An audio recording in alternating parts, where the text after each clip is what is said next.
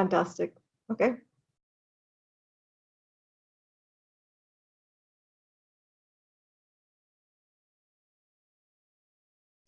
Okay.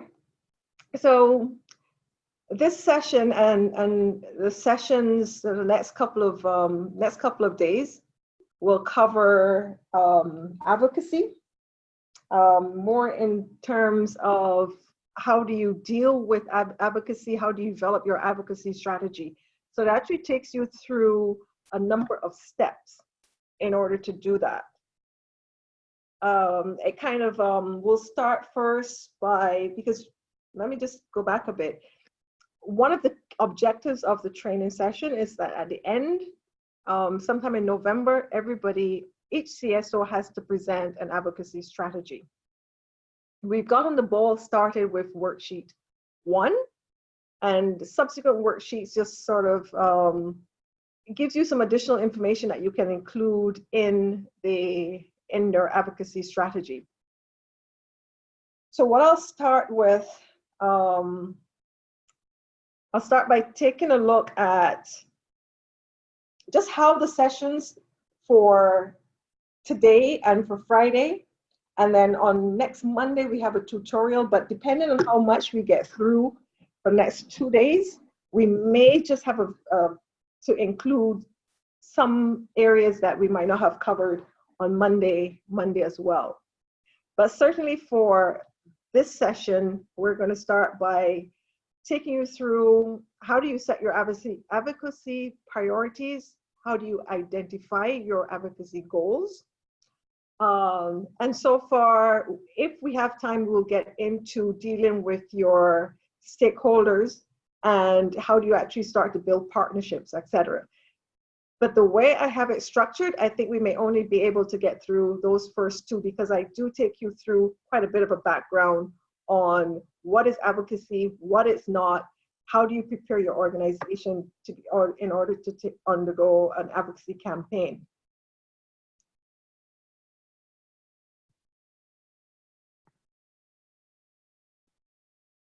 Sorry, I'm just trying to,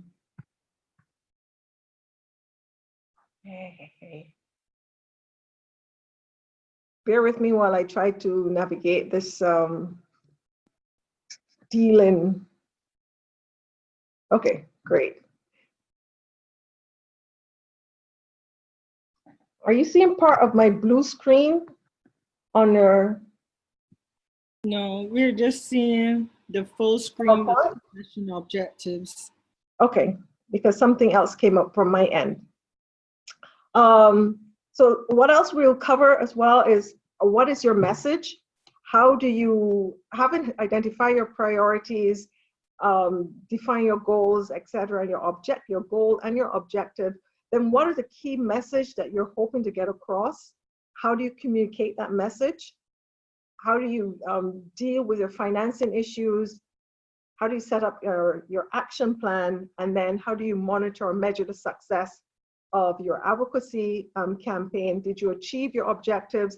What kind of feedback do you now need to go back to the drawing board or go back to some other point in the cycle and deal with some issues that have come up?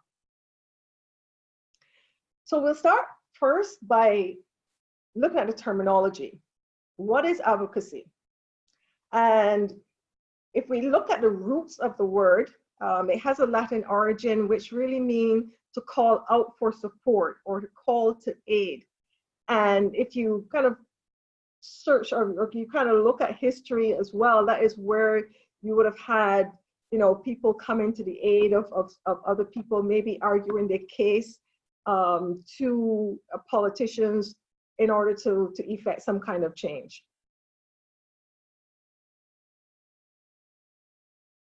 So what it is, and I'll go through several different definitions because depending on the organization, you might have the definition, you may find emphasis being placed on different wording in defining advocacy. So in this case, what we have here is that if advocacy is the deliberate process of influencing decision making or decision makers.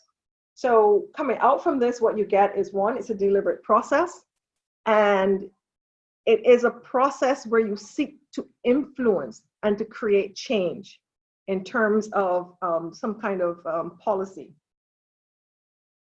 Another definition, you speak in terms of advocacy, and some people speak in terms of policy advocacy. So it's just a matter of determining what, understanding the terminology and what is meant when you decide to stick to a particular type of terminology. So in this case, it's a strategy to influence policymakers and to make a policy change. Again, clearly coming through here, you have influencing decision making to cause, to create a change.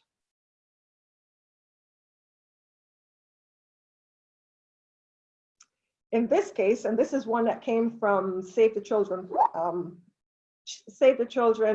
Fund Handbook, advocacy is a social change process affecting attitudes and social relationships. And here, this definition speaks very, very clearly to, one, you're seeking to make a change, so it's just not a social change, and you're looking for something that strengthens civil society and open up that democratic space. So inherent in this definition, you're beginning to see that it also is making a reference to, advocacy is not about only addressing the issue of one individual. It's a collective process. So when you're looking to develop your advocacy campaign, then the issues that you're looking to address or the problems that you identify and will start to prioritize, they should affect, it may not affect an entire country, but it might affect a small population. It might affect children. It might affect those living under a particular poverty line. It might be related to health, but or a particular community. So it impacts more than just one individual. Here, it's a tool for putting a problem on the agenda and providing a solution. And why I put this here is that we begin to make the connection between identifying a problem and finding a solution. So advocacy is clearly about that problem or problems and finding the solution. So when you're developing your campaign, you not only identify the problem and leave it there, you also have to come to the table with clear solutions to address that problem.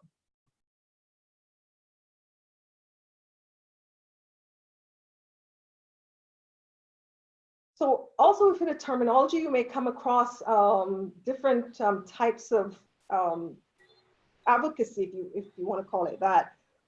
And typically there are about 3 types. You may find more, but generally the category tends to be categorized as 3 types. You have case advocacy, where you're looking at where attempts to solve one person's or one family's problem. So in this case, you might be looking at a situation where, the family may need running water, or they may need to have electricity. So you're addressing that. And so in this case, when they refer to case advocacy, it's almost like what social workers might be involved in. Then you have what they call the issue advocacy. And when we're talking about the issue advocacy, it's where you're trying to raise awareness around a broader problem or a broader issue. So you may find yourself more in this particular realm, because then you're addressing more than just, a situation where one person or one individual, one family, etc., may actually be involved.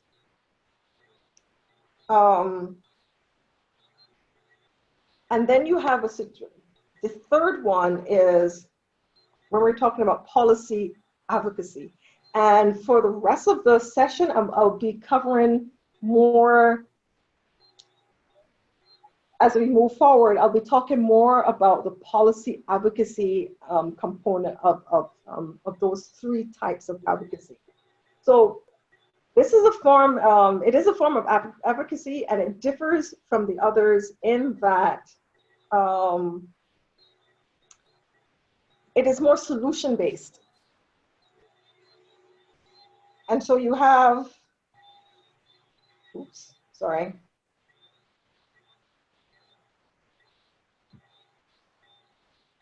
Right. So that is the difference between with policy advocacy as opposed to the others that we have encountered. The others are, they identify a problem and they have a solution as well. But with policy advocacy, it is more in line with, I think what most of our CSOs, most of the CSOs are taking the course are involved in, where you're looking to identify a particular issue, and then you find that solution. It tends to be, as I said, a broader issue. So I think there was a question in the chat.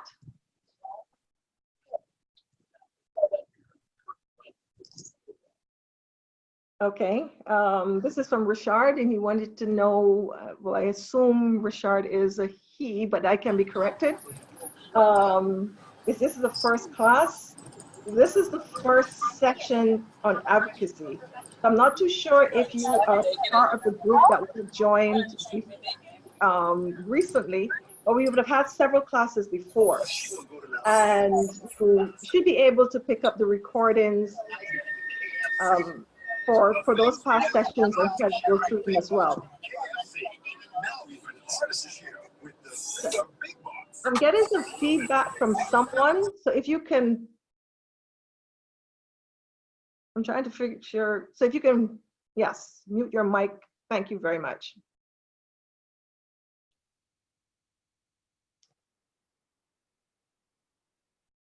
So another definition that we have to get clear as well, so we're quite clear what we're talking about when we're moving forward, is what is policy? In this case, policies are clear plans about how a social, political, or economic vision will be achieved, and how the ideas and the various ideas that you will have in terms of implementing coming up with objectives, coming up with activities or actions, and how do you go about implementing them.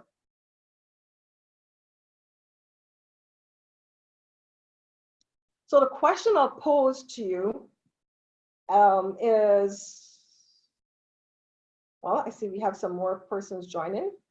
So this is the question. When we talk about policy advocacy, so when we kind of put the two together, when we talk about policy and advocacy, what really are we talking about? And what comes to mind when you actually hear that term?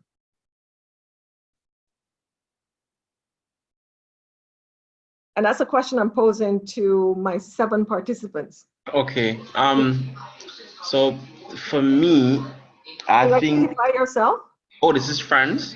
Yes.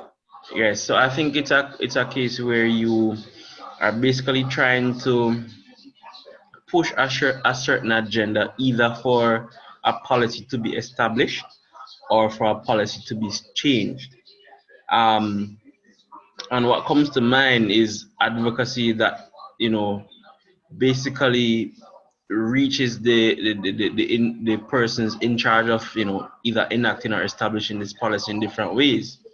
So it may be going to the media, it may be literally hitting the streets and doing a protest, it may be doing an actual campaign where you put out ads and so forth, and it may even be a case where you meet with them privately, whether in meetings or in the drafting stage of this policy, and you ensure that the policy, whether it's been amended or established, would reflect the agenda that you're pushing.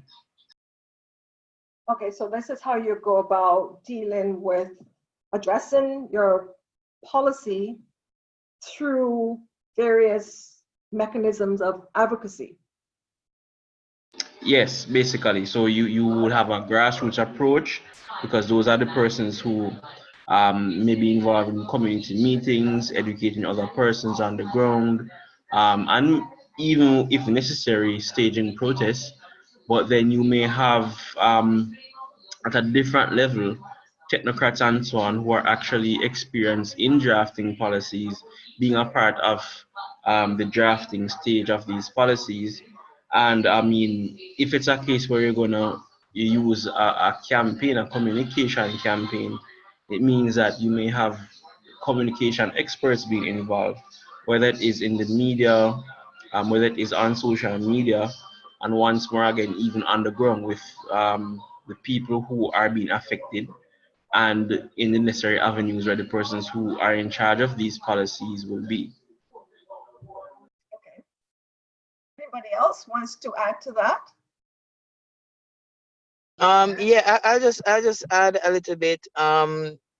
Policy, when one thinks about policy, they first, in my opinion, think about change.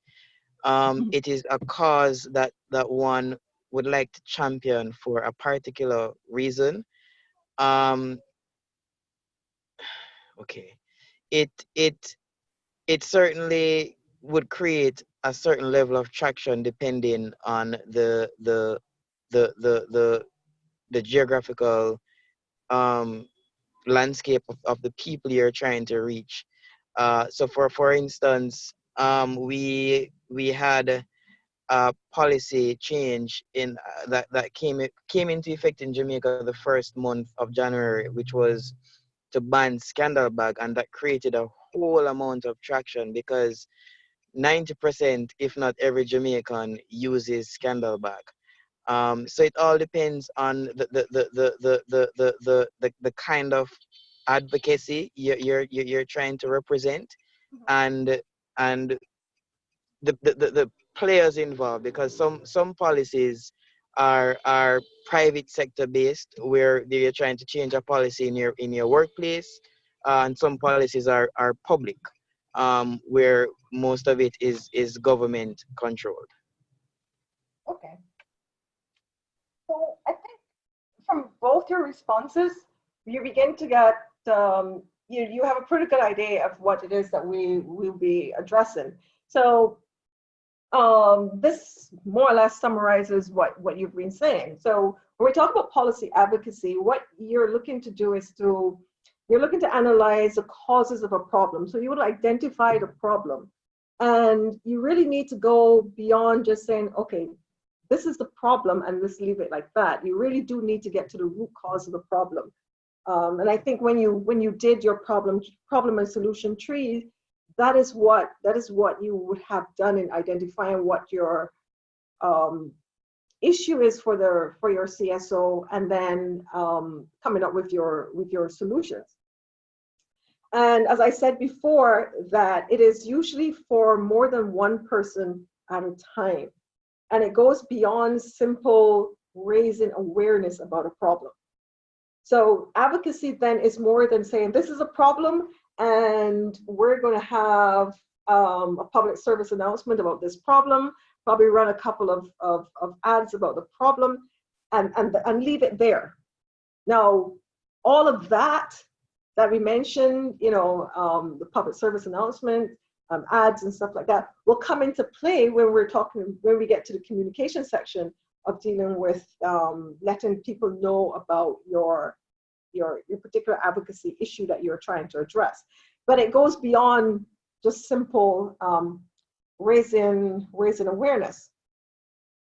It also deals with addresses, or when you're looking to deal with laws or government regulations, they are critical for policy advocacy, because chances are, depending on what your issue is, you may be looking to make a change in that particular area. It might be a regulation that is having a negative impact. It might be a regulation that is required to have a positive impact. And so your advocacy campaign might be centered around something like that. It also seeks to alter the way that, it may also seek to alter the way that officials official institutions may address certain issues. Maybe there's the spending that they allocate for a particular area. Maybe it might be health, maybe it might be education. It doesn't matter. So seeking to alter, seeking to create change.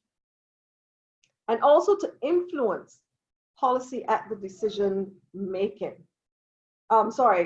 Decision making, being able to influence policy at the decision making level. For example, you might be looking to influence, public officials, civil servants, elected officials, legislators, with just to have them be aware of the particular issue and have them be aware of the change that you want to have occurring. But fundamentally, it must also involve stakeholders. It must also involve the citizens' participation, so that communities are engaged in the process.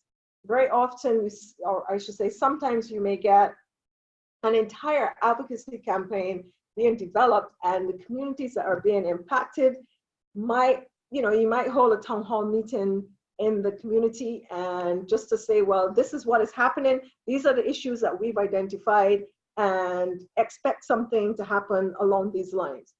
When in actual fact, what you want to be able to do is to engage those communities, because the success of your advocacy campaign is going to depend on those communities being involved, being informed, and also being able to add their numbers to give strength to your developing your strategy and also implementing it and seeing the change that you want occurring.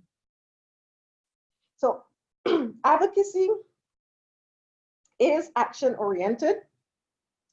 So it involves delivering evidence-based recommendations to decision makers. So once you've identified your problems, then you need to bring some evidence to support that this is really what the situation is on the ground. So you need to, however you do that, you need to do research, you need to undertake surveys, whatever. But it involves being able to have your message or have your the entire campaign backed by evidence, because that is what people are going to be looking for. How many women, how many children, how many households, be able to have those numbers and to be able to back it up as well.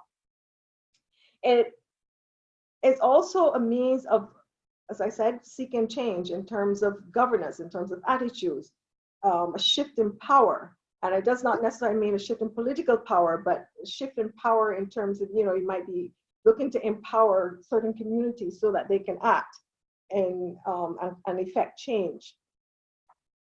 It also supports actions which are taken at a scale. So again, this is about addressing the issues a bit deeper. So you identify the problem, but you need to get to the root of the problem. What is the cause of, what is actually causing the problem? You might see the manifestation of the problem, but you need to be able to know what it is that is causing that problem, what it is that is causing the imbalance, the inequality, or the disparities. And that is what you want to be able to address. And that is what you want to be able to do your research, so you can have that evidence-based information to back what you're doing. So it is about organizing as well. As I said, it's a deliberate process. You have to organize. Who are your stakeholders? How are they going to hear about your message? How are you going to get them to work with you? How are you going to get, who are you going to partner with? Who are you going to seek to influence with your message? So it is about organizing, and it also is about your organization, the strength of your organization in order to get that message across. So it also represents a set of strategic actions. So you have your goal, you have your objectives, and then you have those strategic actions, the things that you need to do so that you can achieve your objectives and then achieve your overall goal in terms of the change that you want to see happen. It's about influencing, and as I said before, it's about that deliberate process. So what advocacy is not. because we tend to get confused sometimes in the terminology and what we might consider to be advocacy may just be a small part of that whole, the broader umbrella of advocacy. So one of the first things is lobbying. Advocacy is much more than lobbying. What lobbying is, it is a subset of, as a matter of fact, for the next couple of slides, everything is a subset of advocacy. But you have to think of advocacy in a much broader sense. So lobbying very often attempts to influence legislation or attempts to influence some kind of regulation standards or etc. As I said, it's one tool of advocacy.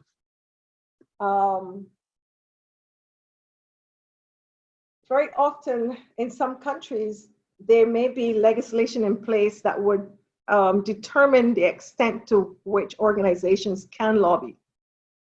And this can have a limiting effect or a limiting scope on advocacy in general in terms of confining it solely to legislative aims. So advocacy is not lobbying, but lobbying can be part of your whole advocacy campaign in terms of the actions that you decide to do to get your message across. It is also not about activism, although the two tend to be very closely connected, and people tend to speak, sometimes when they speak of activism, they also might be referring to advocacy. But advocates are more people-oriented. They act on behalf of other people and represent their cause. The problems that are identified and the solutions that they come up with is about being people-oriented. While activists tend to be more action-oriented. They take those steps that are required to cause that social change or that political change. And that can be, may not be, but while people may be involved, sometimes you can have activism for something that is not necessarily so people-centric. Extension work, again, this is designed to influence individual decisions made sometimes at a household levels, made at a farm level, etc. But not the behavior or decisions of policymakers that affect those households. So you might get extension work and they would work directly with the households, with the community, addressing specific problems there. But their work does not extend to influencing policymakers or decision makers. And it's also more than just mere information and mere communication. Information and communication helps you in terms of getting your advocacy messages across, but in terms of effecting that change, it is much more than that. So it is not general communication. So, you know, coming up with case studies and coming up with the photographs of your particular project is not advocacy. You're merely informing of something. And that informing is also critical for the entire advocacy process.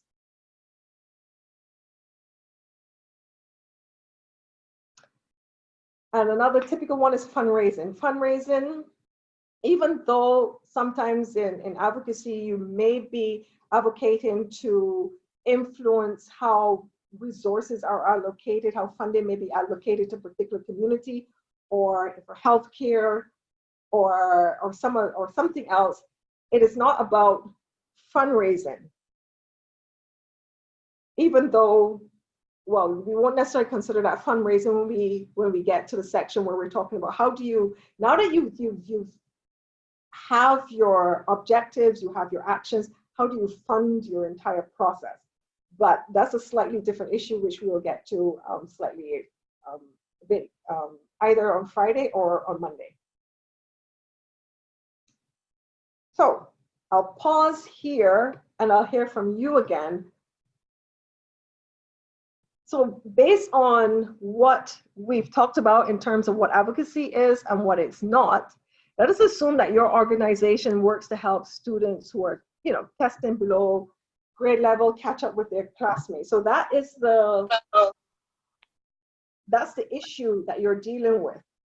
So in this case, can you take a look at that, just, and determine what you might consider to be advocacy? If you were going to take action, what would be an advocacy action and what may not be an advocacy action in this particular scenario?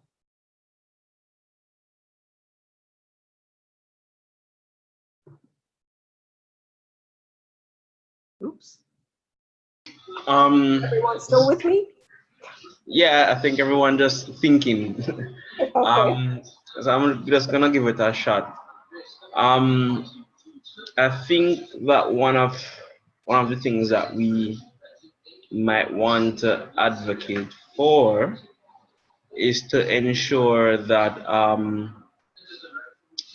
teachers are properly trained so that they can cater to a class that has a mixture of students who, if I were to say above average, average, and below average.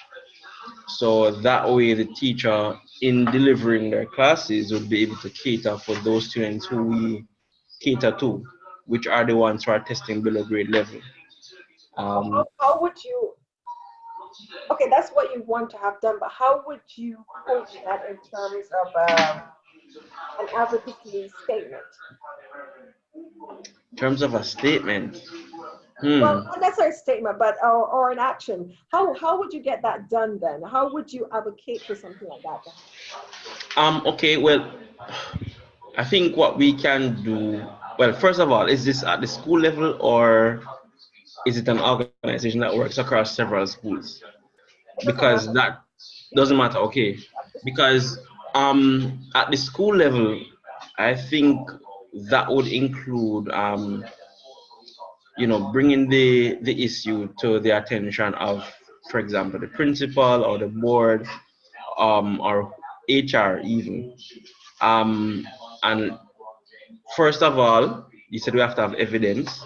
So maybe we need to look at the amount of students who are below grade level in the school and in different classes, the extent to which they are below the grade level.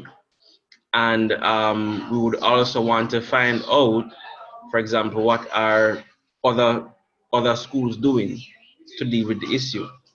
So you identifying the issue itself, the root of it. I guess the organization itself may not be trained to identify why students are below grade level, but maybe we can get help from maybe an educational psychologist or an organization that specializes in assessment to find out the root cause. Once you have that information, we draw it to the attention to, like I said, the board, HR, who may hire the teachers, or the principal.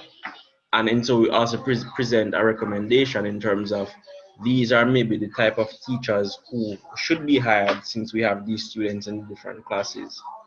After drawing it to the attention, I guess from there, the next step would be to at least have a discussion. That's if they're willing to have a discussion. If not, it means that we may have to take a step further, and then we need to now educate the stakeholders. That would include the students themselves. That would include the classmates, because maybe the classmates are affected by having these students in their classes. We don't know. It would include the parents of the students, because we'd want to show the parents that, okay, your student, if they aren't catered to in the classroom, inevitably or in some way or other, they will be left behind. Um, and I don't know, depending on the issue, again, you escalate it, maybe you then may want to take it a step further by taking the issue to the media, notifying them in terms of the current issue at the school, notifying them in terms of what steps you've taken, what steps you think should be taken, and what can be done. And apart from the media, going a step higher to maybe the Ministry of Education, because maybe it's a case where the ministry, if they get involved, could influence the school board or the principal or whomever. But those are just my thoughts for now. So you're going along the right lines. So what I wanted to identify here is what kind of action would not be considered advocacy. So if you looked at the issue and you decided, well, okay, well maybe we just need to tutor those students after classes, after school or something, or maybe have a you know a homework day or something like that, where or sorry, not day, but some kind of forum where students can go to and they can brush up on their particular subjects, etc. Now that would not be advocacy. So mere tutoring those students in or after school program would not be. But I think the other part kind of captures to some extent what you were talking about. So if you were to so you mentioned meeting, maybe going to the Ministry of Education, meeting with the principal, etc. So if you were supposed, you remember I mentioned this thing about being able to gather evidence, to have everything being evidence-based. So if you're supposed to gather signatures from members of the community in terms of forming a petition that would then, lend the support, so you can say, well, you're not just coming, or your organization is not coming by itself and saying, well, this is an issue. Here you've got the back end of the entire community, and these are the signatures to show it. That is where you're now getting into the realm of advocacy. I think I had a raised hand. Someone wanted to say something? Yeah, I just raised my hand. I joined in a bit late, but I just want to ask a question. Would it not be considered advocacy because it's not targeting the root of the problem? Is that why it would not be considered advocacy? You mean the one the situation with tutoring? Yes, that one. Yes. You're kind of like, in this case, this is a problem, but you're kind of like, old people would say, you're kind of putting plaster on the wound and not necessarily addressing the root of problem. Yes. Understood. Thank you. I mean, it may very well be that once you've gone through everything, that this may be one of the solutions, but merely doing that alone is not it won't be considered advocacy.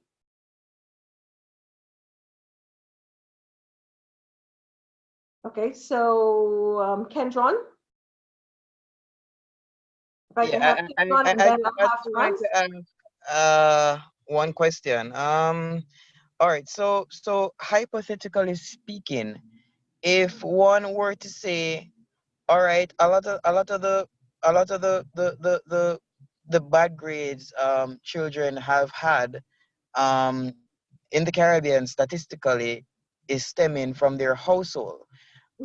So if say the Ministry of Education in a respective country decided to make maybe what would you call it, classes after regular school hours mandatory, or to make a day out of each week mandatory for each student to participate in an effort to raise their grade level, wouldn't that be a kind of advocacy? Not in itself, unless of course that came out of having gone through identifying the problem, you got to the root of the problem, and that was one of the solutions that you collectively came up with. And so then you were advocating for these after school classrooms to be set up. But you would have to have gone through the process of showing that you've identified the problem, you've have your stakeholder, you've engaged with stakeholders to say, well, yes, this is a problem, and how you're going to actually get them to act. So it is, yeah. So I was going to say that is what advocacy is, as opposed to saying, okay, well, we have this problem, so let's just have after school classes. But is that the real Well, problem? I mean, I was referring to after going through the whole problem, the whole process after The whole identifying the process and that was problem the and solution? Yes. As long as you have gone through a process of looking to effect change right, and you can trace that you've gone, the steps that you have taken have actually resulted in this change. So you would identify that as a problem, and a solution would be to have these after school programs, and you've gone through that entire phase of advocacy to ensure that you've implemented at the ministry's level, you have this mandatory provision being put in place. Yes. right. Yeah. Okay, thanks. Okay, and I have, was it Franz? Yes, I just wanted to also ask a question, because from my understanding of what you're saying, and based a bit on my experience as well, advocates aren't the ones who seek to implement solutions. Is that correct? They are the ones who basically push the agenda for solutions to be implemented by those who are in the position to do so. So in this case, this example, a tutoring program would be a solution or a response to the problem. It's not the advocate's responsibility to implement that, but rather to advocate to the powers that be to implement that program if it is that it has been identified as a solution. Okay, good. So in other words, youth groups that would label themselves as an advocacy group should more so be concerned in pushing agendas rather than implementing projects that are centered around solutions. That is usually the case with that's usually the case with advocacy. However, because of the nature of our CSOs, you may actually be, that may actually be part of your mandate. But in order for you to execute your mandate, you may need to advocate for the change. Right. So in other words, it may be part of another mandate, but not necessarily the advocacy mandate. No. Okay, Sorry. good. Yes, I agree with you. Okay, good. All right. Thanks for clearing that up. Okay. And Jacobs? Good evening, everyone. I was thinking along the lines where we identify the problem, but then, or should I say that we assess, and in the assessment we identified a few areas that need improvement or correction, right? And with advocating, I understand what Franz just said about you know, that the advocate should not be the one pushing a main solution. All right. But if you if after the assessment and you feel strongly about a solution, would it be wrong to put more focus and stuff behind that solution? Okay, if I get you clear, you were saying that the advocate should not be involved in implementing the solution or coming. I wasn't too clear.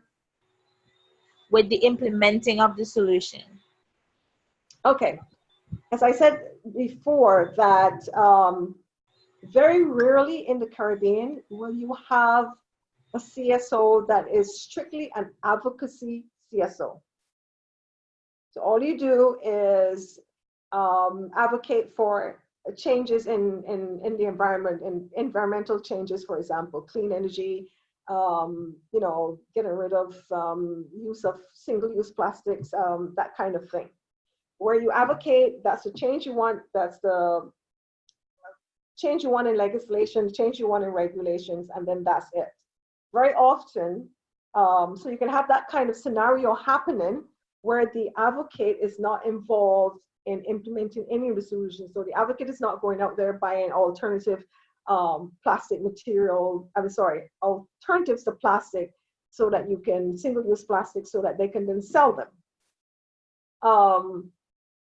But sometimes, as friends, as I discussed with friends, you may have a situation where the CSO is involved with, it might be a youth group who is looking to implement, or a community group who is looking to have, it is part of their mandate to, I don't know, to use an example, it might be a community group, youth group, whatever, and let's say part of their mandate was to make it, to distribute condoms in high schools, for example. And in order to do that, they want to have a bigger, a broader change in legislation as it impacts whatever area. I'm sorry, I'm just pulling this off the top of my head, so it might not be very clear. So they might, in order to do what they want to do, then they might need to advocate for that change, so that the implementation of what they want is, to make the implementation of what they want much easier. So it could have been years ago, it could have been advocating for children to be vaccinated, as an example, within the community. But that particular CSO may or may not be involved in that process.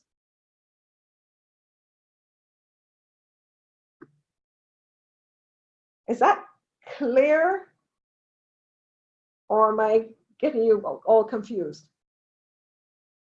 General rule of thumb, the advocate is usually not involved in the day-to-day implementation of the solution. They advocate for the change to occur. But in some cases, you may have both things in one, especially if you're dealing with very small CSOs, as we have within the region.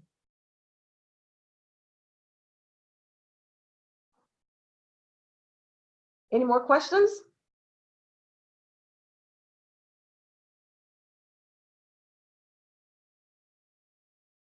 Do we have any further questions?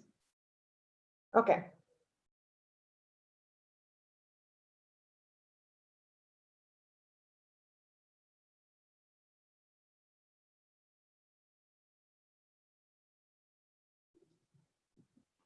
So we asked the question, why is advocacy important? Again, we've talked about some of these, so we'll move along quite quickly in this area.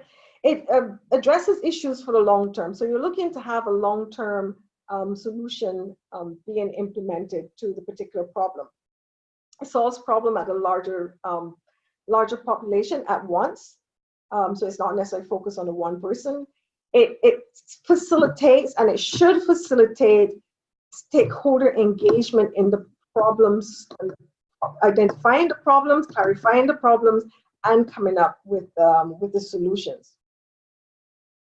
It also, you're looking for lasting change. And very often, the empowerment of citizens in terms of communities, etc. It also is central to making power holders more effective and accountable. It also promotes that interaction between the empowered communities, or the empowered stakeholders, and decision makers. Because what happens with advocacy is that you're creating that space for dialogue to occur between stakeholders, well, in terms of the empowered citizens, if you want, and decision makers, because they're all stakeholders. But you're allowing that space for that dialogue to occur, and to occur in a very respectful manner. So advocacy affects change in three main areas. You're looking to have some kind of behavioral change.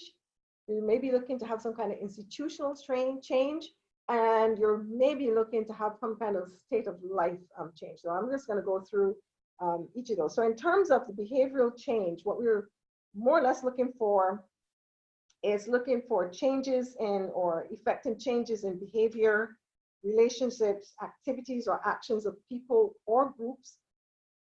For example, you may look for changes in attitudes towards, for example, domestic violence, or greater value being placed of the participation of youth in society, or marginalized groups being empowered so that they can have greater economic, improved economic circumstances.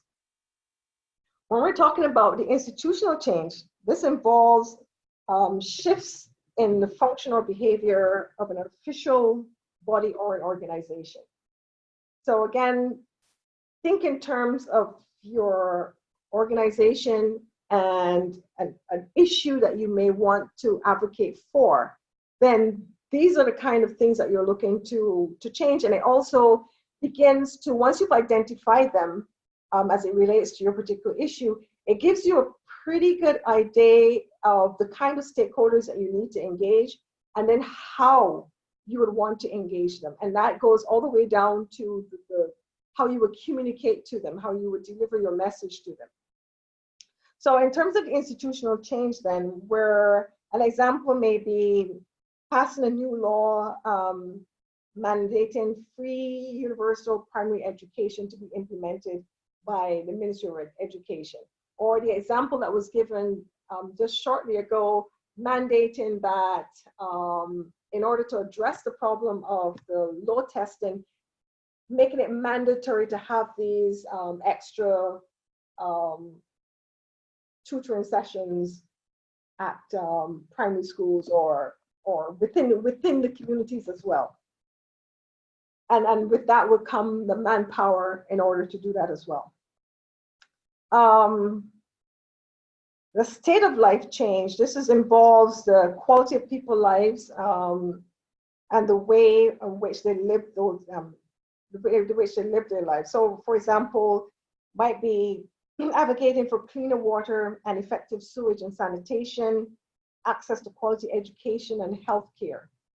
So those are the three areas that you're looking to have change occurring.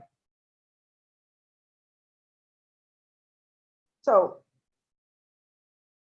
when we're talking about also in terms of what are the key considerations for effective advocacy, what needs to be in place nationally? I think there was a comment.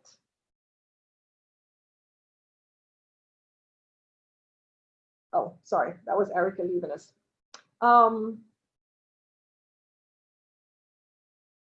So what are some of the things that need to be in place so that you can have effective advocacy to occur?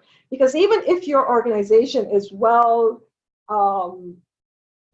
versed in advocacy, you know how to, you know who you need to approach, you know what your problem is, the solution, you have everything cut and dry in terms of your advocacy campaign, there's still certain things that need to be done on the ground for effective advocacy. So one is you need to have a political consensus.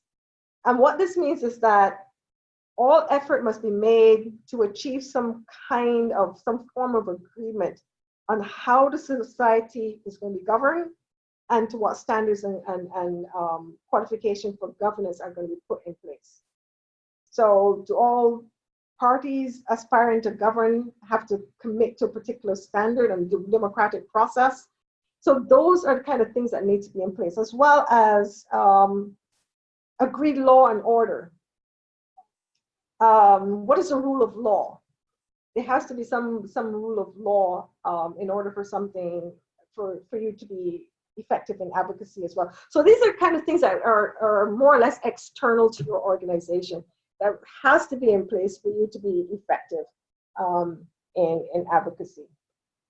So we know when we're writing proposals that we have to identify what are those factors that are external conditioning factors that would also impact on the success of the project. So those are things that are outside of the project team, outside of the various stakeholders involved in the project. Another one is economic development as well. So this refers to investments that supports the society's economic growth, bring jobs and income to its population. And then the social progress. This has to do with the capacity of the society to meet the basic needs of its citizens. So basically then, you know, all of that needs to be in place as well, and it can impact on how effective you are at in terms of your advocacy campaigns.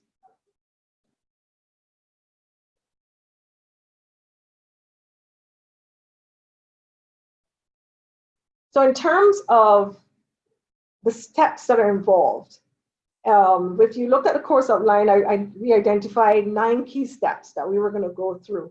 I think in doing the presentation, I think I probably have like 10.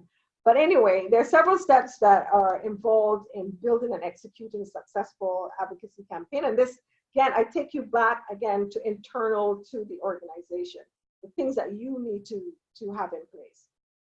One is to be able to building that organizational capacity for advocacy. You have to have that in place. And I think that's the one that I didn't, when I had my list of 9, and then I added that one there. That is very, very important. You have to also be able to set your advocacy priorities, be able to identify your goals and objectives, as well as identify your stakeholders, your partnerships, the key messages, etc. And we're going to go through each of these steps, starting with the first one. So again, this diagram kind of summarizes the key steps that are involved. The key steps that are involved in the process.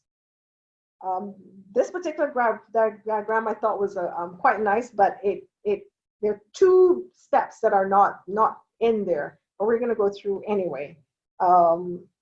So you start with your problem. So you have to identify your problem.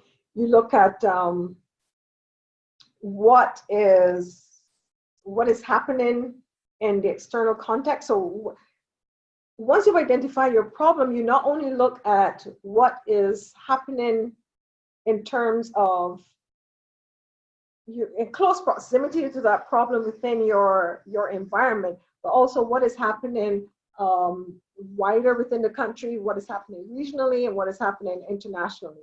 You have to bring it within some kind of context. What it is that you want to have change, who is likely to make be able to make the change, what are you asking for? What is your message? What it is that you want to change? How are you going to actually have that message in place? What are the resources that are required? Financial, human resources, technical capacity, knowledge, etc. What is your action plan? How do you intend to have this change occurring? And then how will you actually monitor and evaluate? So let's start with the organization. And okay, so I can take you through this process now, but I realize that we've already gone through the hour that we have allocated for the class. So do you want us to finish this, or should we finish here so we pick this up from here on Friday? What's the consensus? Well, I mean, for me personally, I have to head into a meeting now, so it would be better to pick it up on Friday for me, but I'm not sure what everybody else thinks. Well, the time is here now. Persons are here. If everyone else is okay with staying, I'm fine with staying. But if the majority would say Friday, I'll work with that also. Okay, what I could do is I would take you through just the organizational capacity, and from Friday we'll start to go through the steps that are required, the steps that you can go through in terms of developing your advocacy strategy. Okay? All right, no problem. That's fine with me. Great. So one of the things that you have to be able to do, and this is when we go through this, think about your own organization, okay? How robust is the capacity? What is the capacity of the organization for to be able to design and implement its advocacy campaign? Are you ready for advocacy? Now, you can very well have your organization, and you may never want to advocate for anything, depending on what your mandate is. But in the event that you have to, these are some of the things that we start to look for. So one thing is the organization has to be credible. And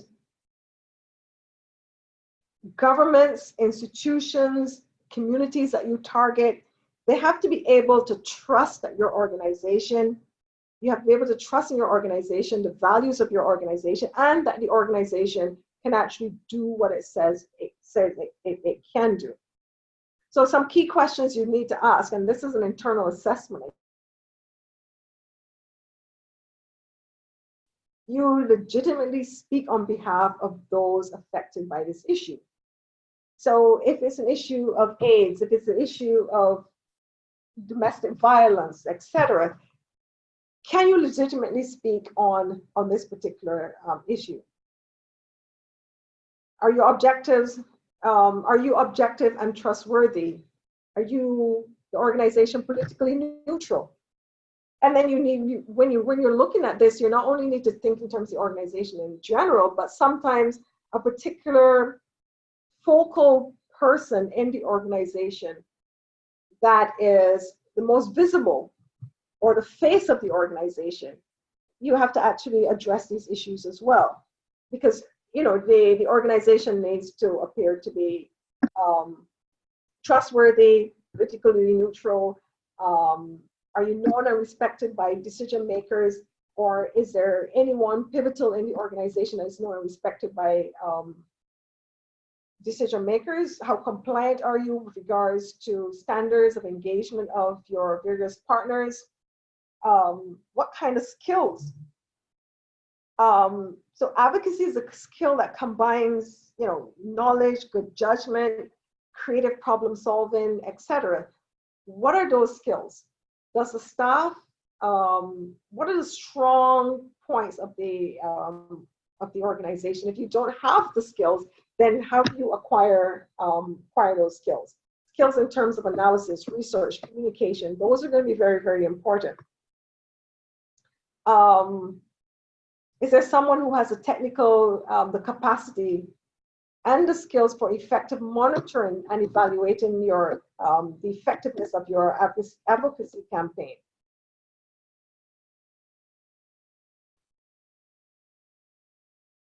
So another thing is, what about inter-office coordination and leadership? You, as an advocate, you have to engage in a variety of related activities. So you have to be able to collaborate with persons not only within the organization, but also outside of the organization, especially when we get further on and we talk about networking, you're going to see how important that is. So is there strong leadership, including support from senior management? And I know for some of the CSOs that have joined up on this course, I know that it may just be a single person who may not even be working full-time. So when we talk about support from senior management, you need to bring that within context. Does everyone in the office understand what their advocacy role is and what are the responsibilities? So that also needs to be very, very clear. Then there needs to be the capacity to generate and communicate relevant evidence. So earlier on, I spoke about your messages being backed or being evidence-based. So you have to be able to have that capacity to find information, to find data, and to be able to analyze that data as well. You have to be able to have access or know where you can have access. Know what the legislation or regulations in the country say with regards to privacy and access to information, etc.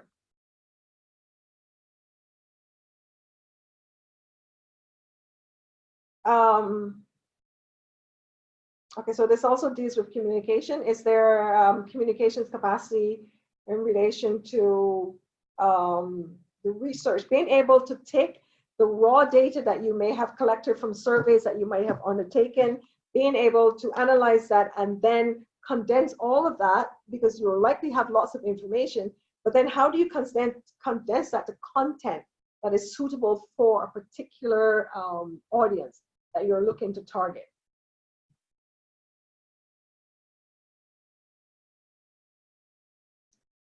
How about dealing with risk? So that's another area as well. There are risks associated with advocacy, actually going through the actions, and there are also risks associated with not choosing to undertake any activity at all in relation to advocacy.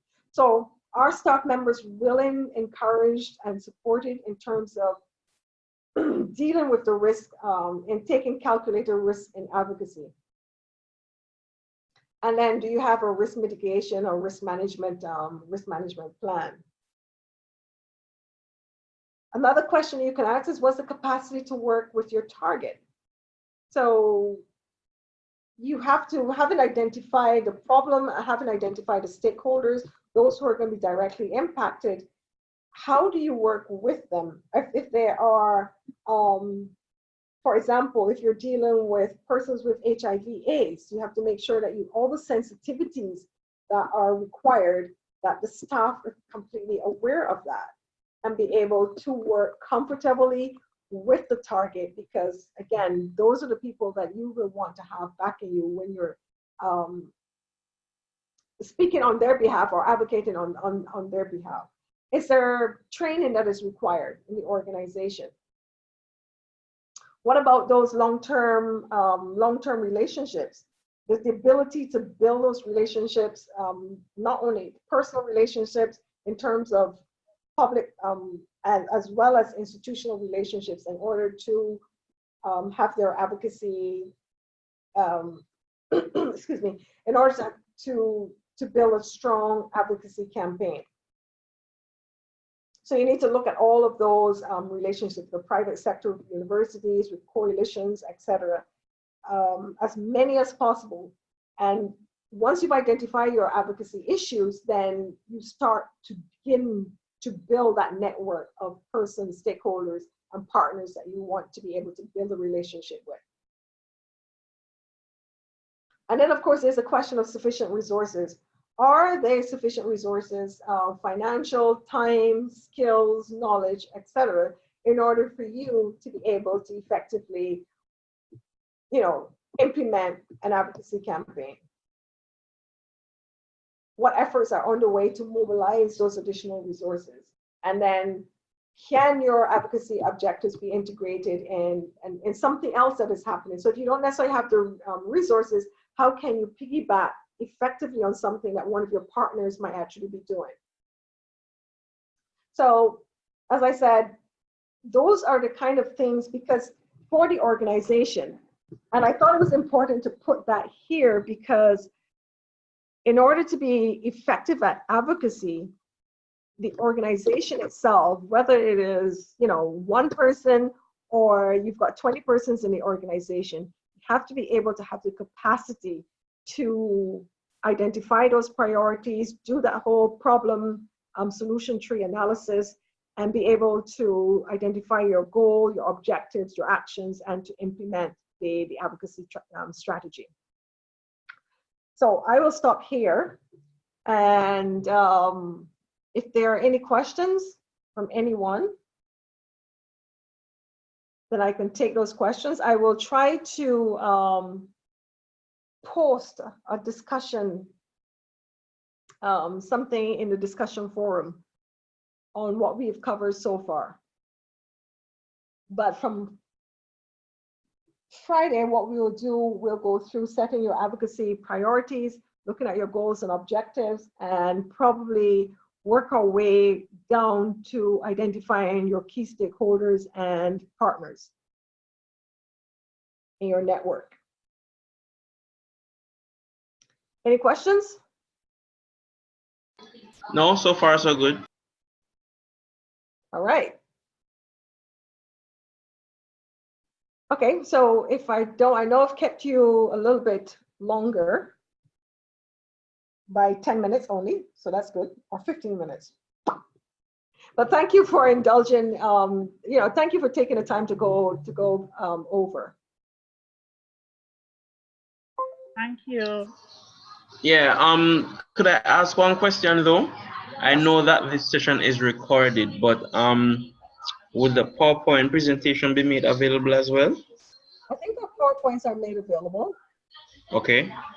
Yes. All right. Because I mean, the session was good, but it was a bit of information for me. I would like to look it over, ruminate on it a bit, so that when we get to this aspect in terms of our advocacy plan and so on, I'm pretty clear on everything. Okay. So I will probably on Friday because it's a combination of today's and Friday's lecture as well. But definitely, yes, we will have the PowerPoint presentation. You also have, if you look at the course, the content, there were some reading resources that you can look at as well, and that should give you some additional information.